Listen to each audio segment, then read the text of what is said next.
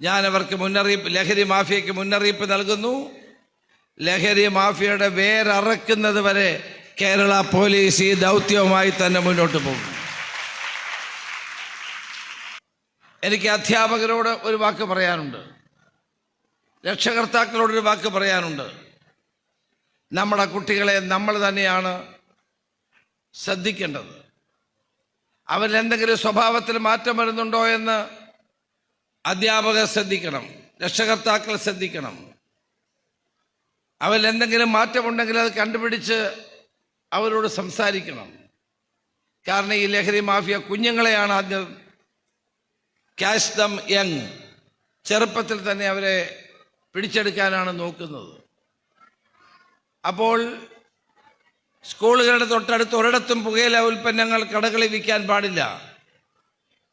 ആര് വിറ്റാലും നിങ്ങൾ പോലീസിനെ അറിയിക്കണം.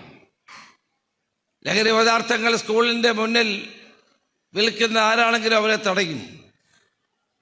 ഇന്ന് കേരളത്തിൽ ഈ പദ്ധതി ആരംഭിച്ച ശേഷം ഏതാണ്ട് ആയിരക്കണക്കിന് ആളുകളെ നമ്മൾ അറസ്റ്റ് ചെയ്തു. ഏതാണ്ട് 7000-ലധികം ആളുകളെ പോലീസ് അറസ്റ്റ് ചെയ്തു. 6500-ലധികം കേസുകൾ രജിസ്റ്റർ ചെയ്തു. ഏതാണ്ട് 70 മുതൽ 80 കോടി രൂപ വരെയുള്ള മാരകമായ മയക്കുമരുന്നുകളാണ് പോലീസ് പിടിച്ചെടുത്തത്. എൻ്റെ മുന്നിലിരിക്കുന്ന ഈ കുഞ്ഞുങ്ങൾ അവരാണ് നാളത്തെ രാജ്യത്തിൻ്റെ ഭാവി കെട്ടിപ്പടുക്കേണ്ടത്. അവരുടെ ഭാവി മാത്രമല്ല, സമൂഹത്തിൻ്റെയും രാജ്യത്തിൻ്റെയും ഭാഗധേയം നിർണയിക്കേണ്ടത് ഈ തലമുറയിൽപ്പെട്ട ചെറുപ്പക്കാരാണ്. ശ്രീനാരായണ ഗുരുദേവൻ്റെ നാമധേയത്തിലുള്ളൊരു വിദ്യാലയം എന്ന നിലയിൽ ഈ നാടിന് വിദ്യാഭ്യാസ പ്രവർത്തനങ്ങൾക്ക് നേതൃത്വം കൊടുക്കാൻ ഈ വിദ്യാലയത്തിന് കഴിഞ്ഞിട്ടുണ്ട് എന്നുള്ളതാണ് ചരിത്രം.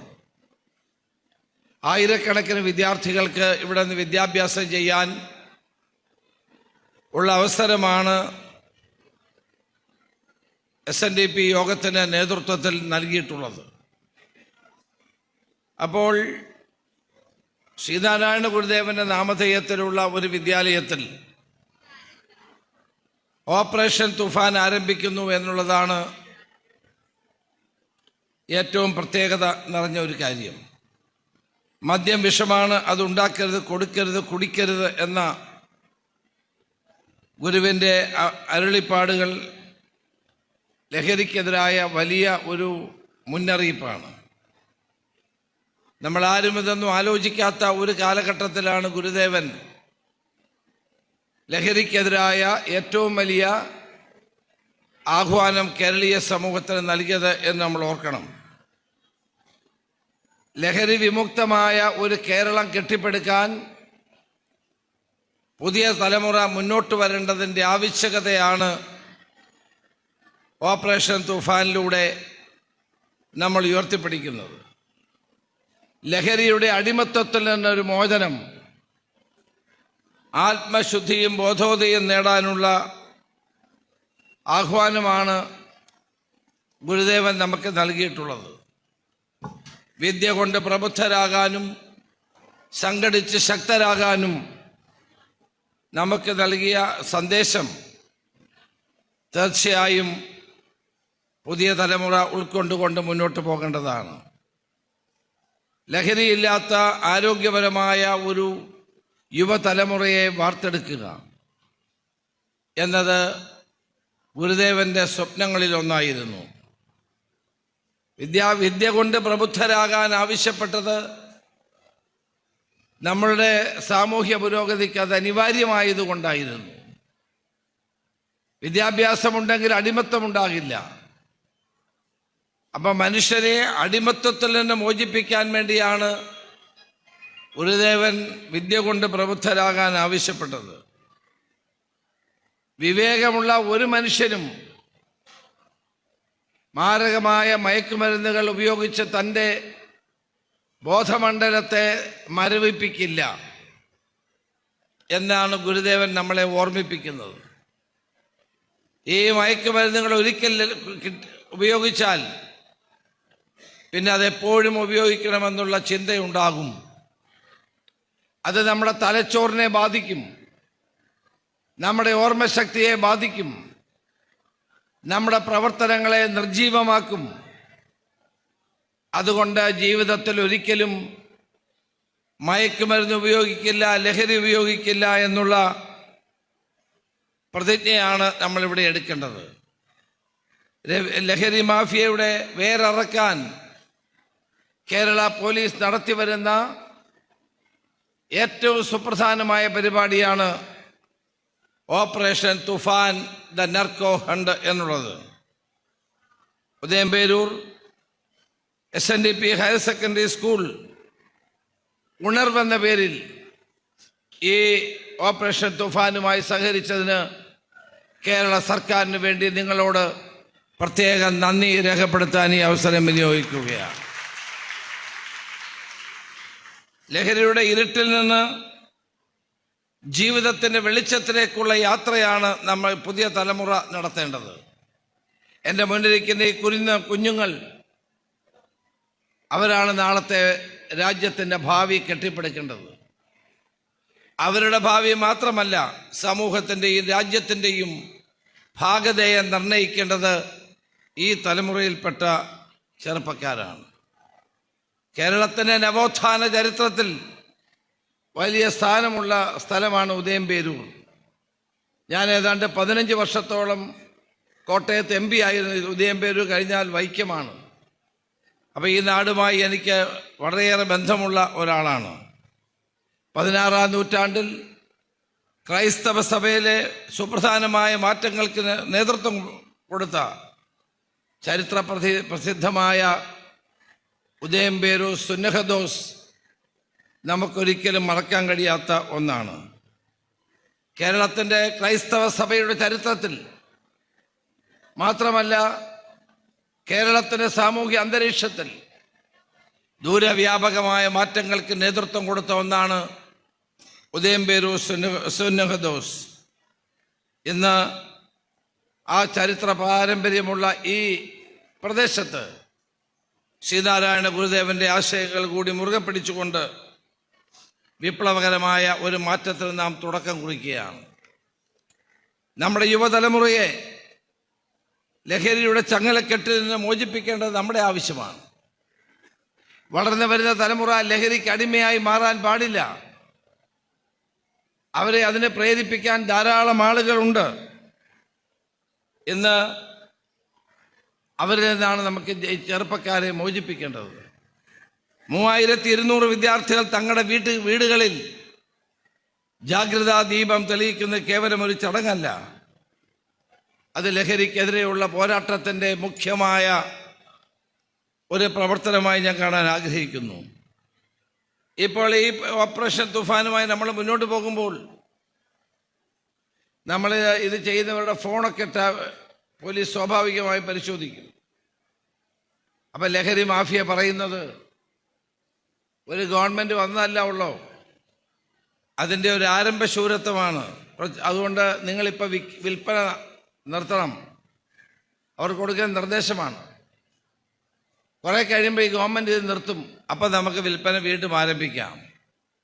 ഞാനവർക്ക് ലഹരി മാഫിയയ്ക്ക് മുന്നറിയിപ്പ് നൽകുന്നു.